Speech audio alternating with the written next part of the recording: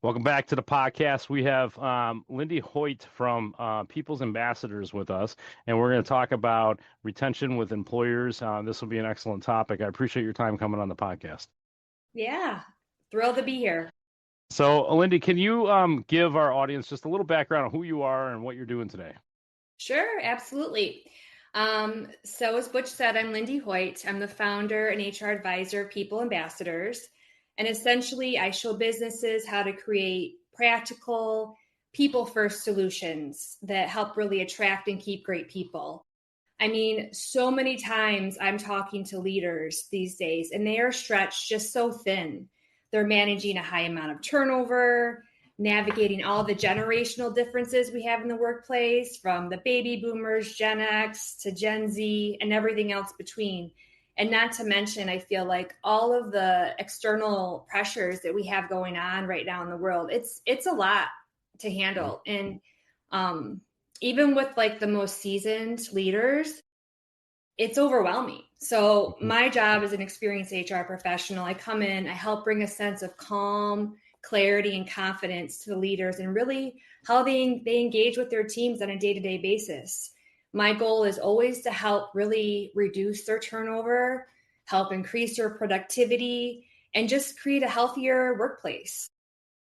Sounds a lot, but employers have to go through a lot too, right? And so Yes. one of those things is definitely when we talk about retention. I know at one point, right after COVID, there was like this, they had this name, like the not the Great Flight, but some like all these employees were leaving and moving to other shops. You remember that era? And Yeah. so is that still going on today, or is it pretty much stabilized?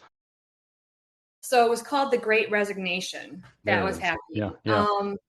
And I would say from my view, I don't think it's gone away. I think it's stabilized a bit, but I do think people are still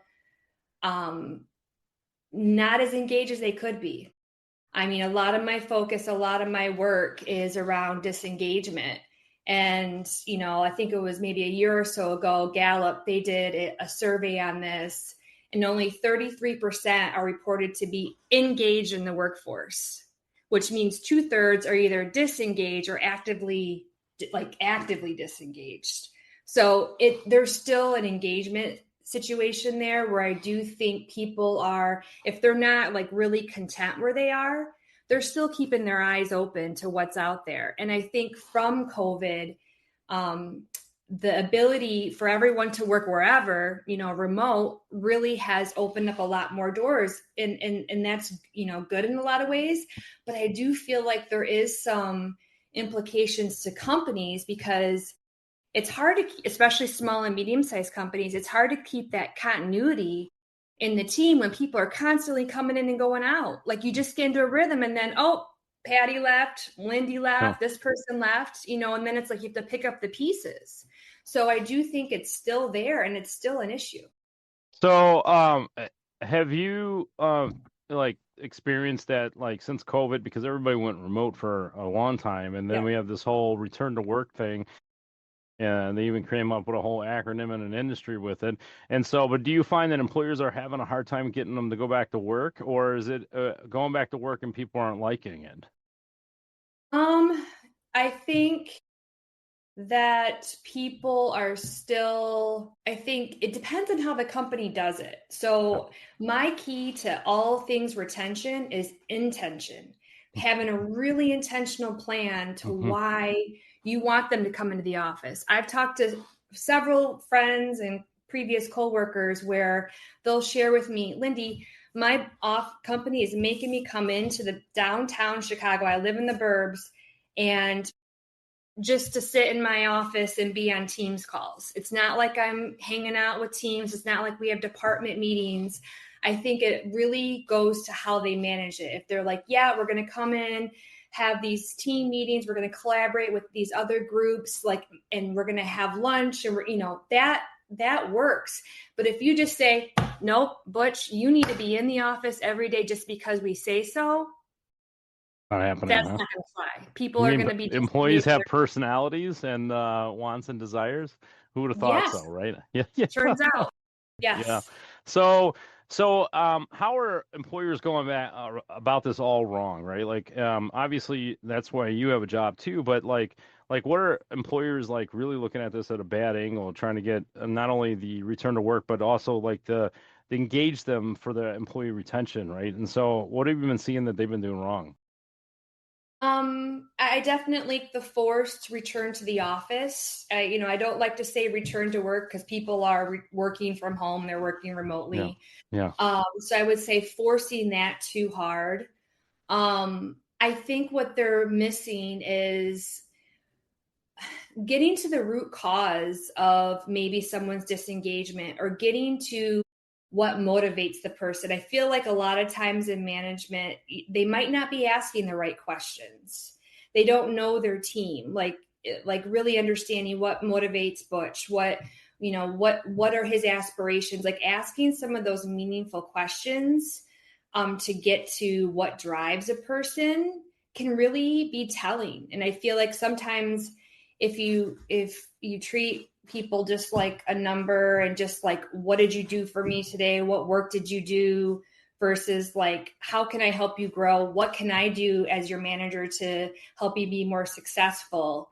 I think those are like they sound soft, but they're not. I mean, that's what keeps employees, and when people feel like their manager truly cares about them and their future, you're going to have a really committed employee.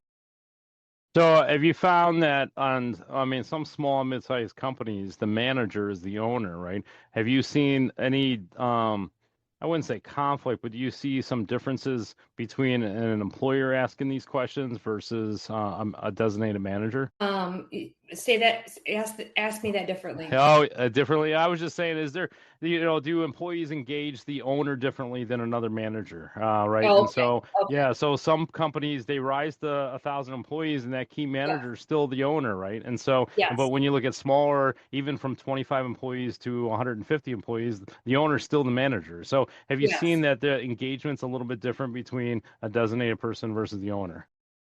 Yeah, I think so. I think there's probably a little level of hesitancy, right? The stakes are higher when you're working Hmm. directly with the owner, and obviously the owner truly cares about the company, and my hope is that they truly care about the employees too. But I think there is um, an added layer of maybe not being quite as open.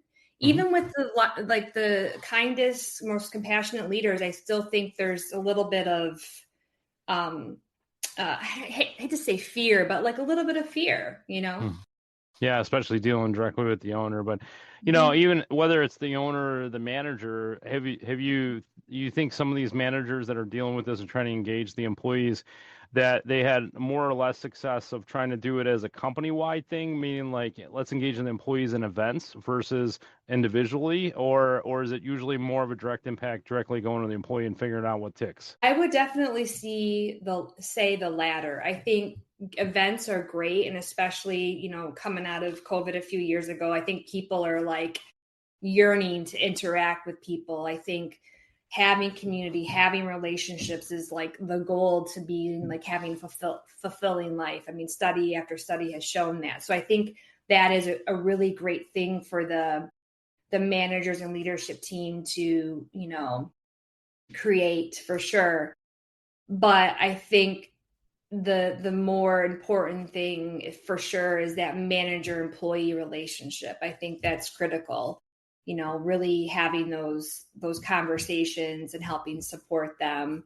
And then I think a lot of times when you have those conversations, the one thing I always talk to my managers about is like, one of the things that people might be a reason for leaving because they didn't get a lot of recognition is really talking to your employee about like, hey, how do you like to be, appreciated? Some people like it in front of others. Some people don't. Like some people like it in a written email. Some people like a phone call, like really understanding what's going to fill up that person's cup. All managers, I talk to my man when I talk to my managers, I'm like, you have a really hard job right now. It's a really tricky time to be a manager, and it takes a lot out of you. And so why not get the most bang for your buck and actually know what your employee wants versus like going down this path? Oh, I'm going to do all these things. I'm going to throw this person a party. I'm going to do this. Like, do they actually want that though? Like going to the source first and being really efficient and effective. That's always my jam. So when employers are like, "Hey, I got to probably start working on stuff," right? What are some of the things that kind of like they go about the wrong way, but then like start with some basics, like what they could do to start out with that really doesn't necessarily it leads to you, but not involves you. Something they could just do on their own that's simple enough that they could start. Yeah, for sure. The first question I always ask is, do you have a regular cadence of check-ins with each of your employees? And not, the team meeting, but do you have a one-on-one? And if not, I would highly recommend implementing that. It doesn't have to be long. It can be like 20, 30 minutes, weekly, bi-weekly at least, I would say. But you always want to touch base like, hey, how are things going? Is there something that I can be doing differently to help support you? Just keeping your finger on the pulse of how people on your team are doing. That will make you a more effective manager if you know what's going on, if you know that your employee, maybe just had a loss in their family, or maybe they're dealing with an illness or whatnot. Like the more you know, the better you can support and help your team be successful. So I would say that simple point of just having a regular check-in with them, and don't cancel, keep it up. And wait, so you mentioned don't cancel it. So have you seen a lot of managers end up canceling meetings, and what would be the reason? They're too busy. They got pulled in a different direction. If you have to reschedule, everybody gets that. But I would say, always reschedule. I feel like it leaves a bad taste in the employee's mouth when the manager has to cancel regularly. It kind of can make them feel like they're not important. So, so you're having this meeting, it's scheduled, it's on, and then you're having this meeting. Like, is there some do's and don'ts in this meeting that should be discussed or not discussed that they need to keep, like, stay in a lane, but like what should the meeting focus on? Yeah. I would definitely say focus on the person. My rule of thumb and what's been successful for me is just checking in with the person as a person, not as an employee. Hey, how are things going? I remember you saying you're going out of town this last weekend. How was that? Just checking in. I think starting there, and then, asking how things are going with work. Is there something that I can be doing to help you? Making sure you know of any like roadblocks or things that have gone well. What priorities are you working on? What anything else that I can be supporting you as your manager up ahead. It's just kind of a real good checkpoint. Again, I would go kind of like connect with them as a person and then talk about the job and how you can support them. So I could see some managers trying to come up with some of these questions, but they're afraid to ask certain ones, right? Is there certain territories they shouldn't? I mean, you said focus on the person, but you brought up about, hey, that weekend, but is that crossed the line yet, or is that still in the safe zone? No, it's in the safe zone. And I totally feel for this. I feel like in this day and age, everybody's like treading on water, like, oh my gosh, can I ask that? Can I not? And we are all humans first. And I think we know we have good instincts, and I think we should follow them. And so if an employee divulges something with you that they were going on a family trip, that makes it okay to ask them about it. You definitely want to let the employee take the lead and kind of feeling them out, because a lot of times some people are more personal, and that's fine. And maybe they just want to talk about the hobby that they have or their garden, maybe not their families, but just asking good open-ended questions to get to know them as a person first. That will help guide you in what type of conversations the employee welcomes. Oh, is there multiple stages to this? So we have an initial meeting, and you said have them often. Is there an interval time, and then is there any time where that meeting changes to something else to keep that engagement? I would say you definitely want to start them off right off the bat, especially with onboarding. Like onboarding is such a critical piece to determining whether or not that person's going to stay. like making sure they have all the tools, they have all the resources, they know who to go to for what this question. The worst thing you can do is hire someone and then just let them be on the island. Oh, he's smart, he'll figure it out. Every company does so many things differently. They need to know where to go. So it is critical when you first get an employee. I would say, connecting with them multiple times that first week. But then after that, maybe doing weekly. And as you kind of get into a rhythm, maybe it's every other week. But hey, just IM me if we need to talk, ad hoc. So I would definitely say a good amount in the beginning, get a cadence. And then I don't think there's any point where you want to stop that two-way conversation. No. What kind of sequence should this be? Once a month, every couple of weeks? How often they should do it? I think it really depends. I would say probably every 2 weeks at minimum, every 2 weeks or every 1 week. And again, it doesn't have to be an hour. It can be like 30 minutes. So, and before we started this, you had mentioned you do have a tool for some of these employers and managers to work with. Can you talk us a little bit about that one-on-one meeting notes you have, and then like what's on there, and then even how some people can get a hold of it? Yeah, no, great. Absolutely.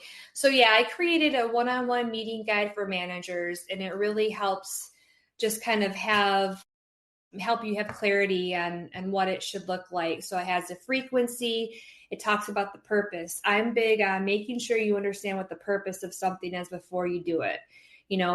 One, it's there to help you build that trust and connection. Like that's foundational. Helping to support your employees' well-being and help address any roadblocks. And celebrate their wins. So those are the other couple of things.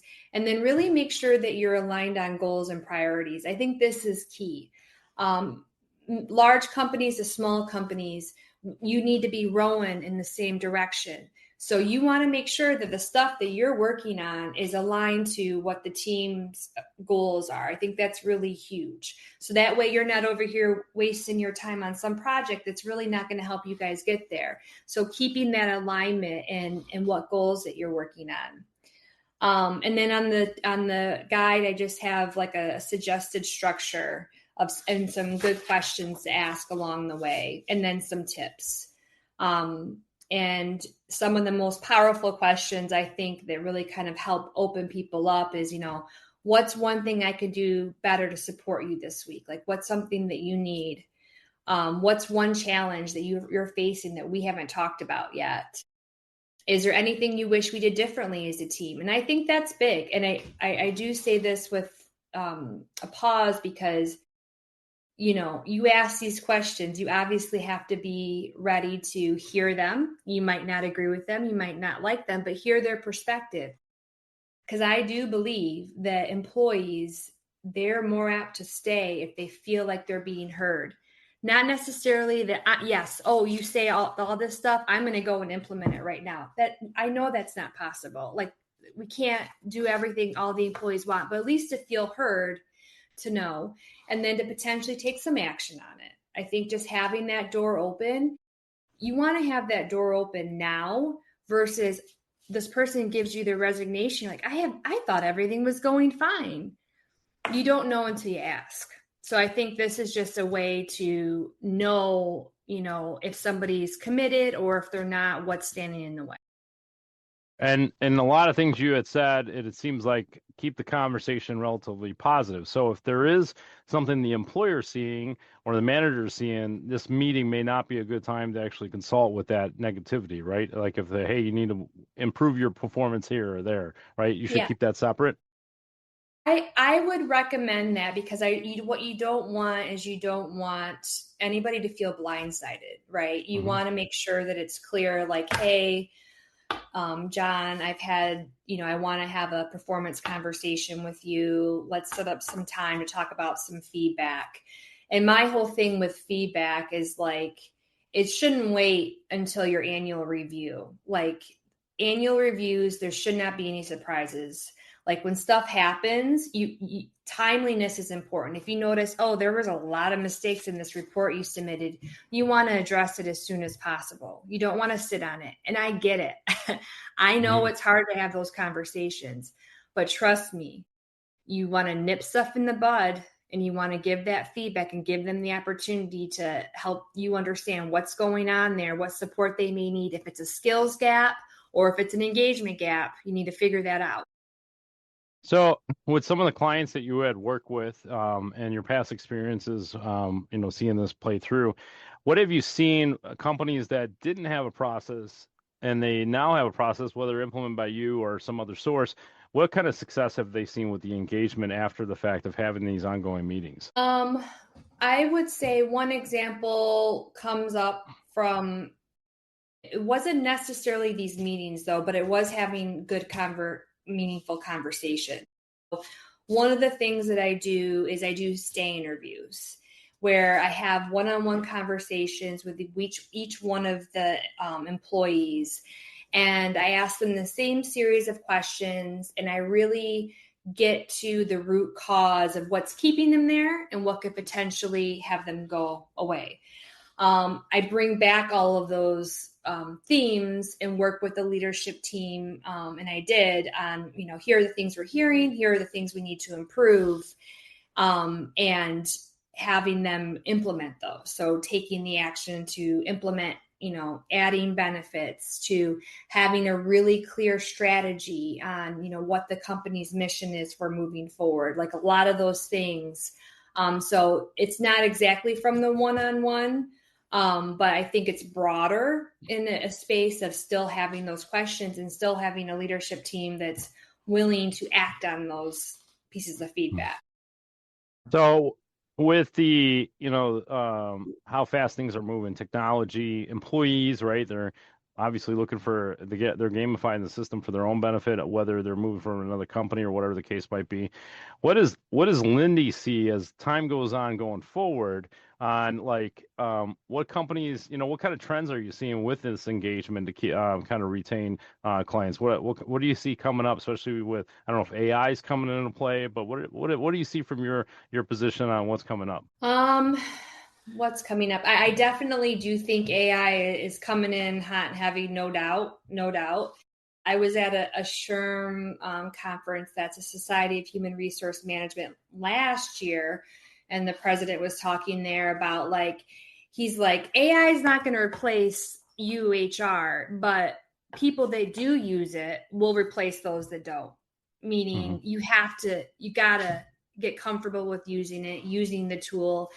I use it on a regular basis. It's super helpful. I think of it as like my assistant, and so I do think that absolutely it's going to help with moving faster in a lot of ways, and helping with, ensuring that you're hitting the right chord when it comes to writing and things like that. I think it's definitely a big tool for that. But going back to, just retention in general, I do think we are in the golden age of communication. I do think we're in information overload, so it can feel like a lot, but I feel like pulling out the threads that make sense and that are effective and that are backed. I do think people are starting to understand the importance of having a high level of EQ, of emotional intelligence. And I think,